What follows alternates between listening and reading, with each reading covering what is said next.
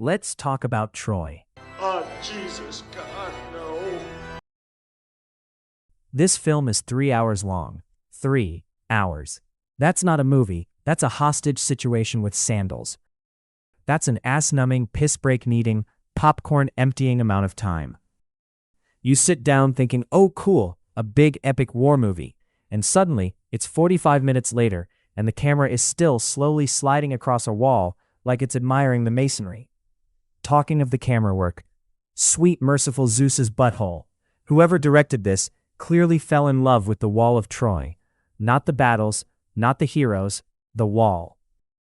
Every 5 minutes the camera slowly glides across it, like it's on a romantic date. Are we filming a movie, or are you trying to bed this thing? Look at it. The stones, the craftsmanship, the texture. Oh, for fuck's sake, we've seen the wall already. Remove your head from your sphincter and get on with it. By the halfway mark, I wasn't watching a war movie. I was watching Grand Design's Bronze Age edition. The pacing is unbelievable. Whole armies are waiting outside Troy. Thousands of soldiers. Huge battle about to begin. And the director's like, hold on guys, before we start, let's do another 7-minute glide shot along the wall. If the Greeks had known the siege of Troy would take 3 hours of slow camera pans, they wouldn't have bothered with the horse. They'd have just waited. Because eventually the Trojans would have come out and said, all right, fine, take the city. We can't watch another shot of this effing wall either. And then there's Orlando Bloom playing Paris. Paris is supposed to be this handsome prince. In this movie, he looks like a wet fart of a Victorian ghost who's lost his inhaler. The man starts a war over a woman and spends the rest of the movie hiding behind furniture, like a guy who's mouthed off in a bar, and suddenly realized the bloke he insulted is built like a brick shithouse. You know the one, the cockwomble who starts an argument in a bar and then hides behind his bigger friends like a fanny.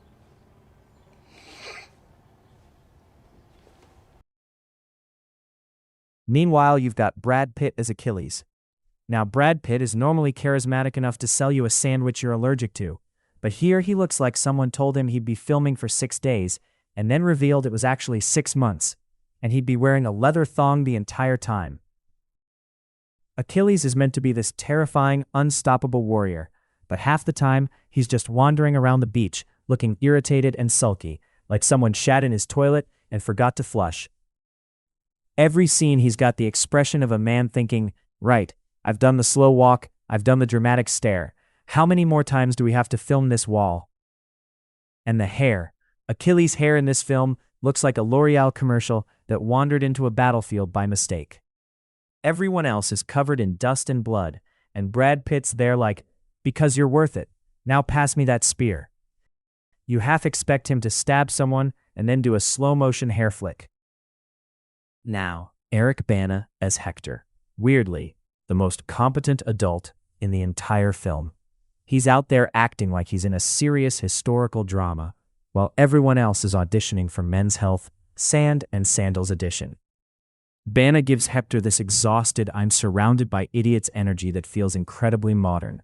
Every scene he's basically thinking, Paris started a war because he couldn't keep his penis in his toga. My dad's making speeches, smoking ganja, and sniffing horses. My wife's worried, and now I've got to go fight Achilles, who looks like he moisturizes with olive oil and ego. And the mad thing? You believe him. He feels like a real general, a real brother, a real bloke who knows this is all going to end terribly, but still shows up anyway. No shouting, no chewing the scenery, just quiet dread and solid sword work. He's the only one who seems aware they're in a tragedy. Ooh, yeah. I'm gonna have to go ahead and sort of disagree with you there. Then comes the death. Oh, brother. Hector's final stand should be this epic, heroic clash, and instead it's basically, right, time for the most one-sided boss fight in ancient history.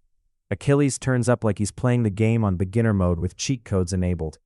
Hector's out there fighting for his family, his city, his honor. Meanwhile, Achilles is doing spin moves like it's a Nike advert. And the real insult? Hector actually does pretty well for a bit. You start thinking, hang on, could he? Nope.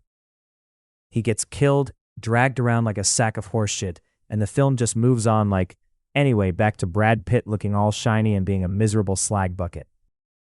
It's stupid not because Hector dies, history and mythology had that locked in, but because the film spends 2 hours making him the only character with common sense, and then feeds him to a human golden retriever with anger issues. In summary, Eric Bana gave Hector dignity, depth, and actual emotional weight, and the movie repaid him by turning his death into a very expensive, it's good but it's not the one sticker. Honestly, the best character in the entire movie is the flipping horse. The Trojan Horse shows up at the end, and it's the only thing in the film that actually gets to move faster than a depressed tortoise. Oh, come on! The energy level of this film is slower than a donkey's trumpet. You've got giant armies, the greatest warriors in mythology, thousands of soldiers ready to destroy each other, and somehow the whole thing still moves with the speed of a stoned garden snail, going uphill in molasses in winter. The battles start and you think, oh here we go. Then someone stares dramatically like they're trying to smell a fart. Someone else gives a speech about honor, family, their duty, your duty, the dog's duty, their family, your family, the sky, the stars, the... Then another bloke stares. Then the camera goes back to the wall again like it's checking in on an old friend. Nearly 3 hours of epic music, serious faces, majestic scenery, and a wall that gets more screen time than half the cast. At one point, I swear, the wall had more character development than anyone else. Troy is what happens when you spend $200 million on sand, abs, and slow motion and forget you're not making a beauty commercial. It's 2.5 hours of people looking incredible, making terrible decisions, and dramatically staring at walls. Orlando Bloom starts a war over a holiday romance. Brad Pitt fights like a god, but acts like he left the oven on. And only Eric Bana seems to realize this is all a terrible idea. It's meant to be an epic, but half the time it feels like a very expensive perfume advert with swords.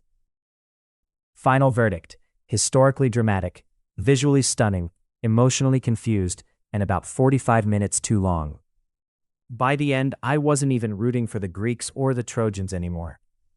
I was rooting for erosion. Is there no one else?